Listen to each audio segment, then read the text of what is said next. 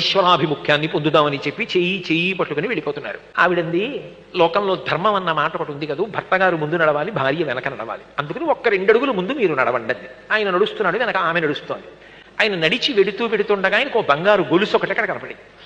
ఆయన ఏం చేశాడంటే టక్కున కాలుతో తొక్కిపట్టి, అమ్మ బాబోయ్ బంగారం గొలుసు, ఇప్పుడు ఇది మా ఆవిడ కానీ చూసిందంటే, ఏమండోయ్ బంగారం గొలుసు అని చేత్తో పైకి తీస్తుంది, గొలుసు తీసిన తర్వాత మళ్ళీ బంగారం గుర్తొస్తుంది, బంగారం తర్వాత సంసారం గుర్తొస్తుంది, ఇది మళ్ళీ వెనక్కి వెళ్ళడానికి కారణం అవుతుందేమోనని కాలుతో తొక్కి నించున్నాడు.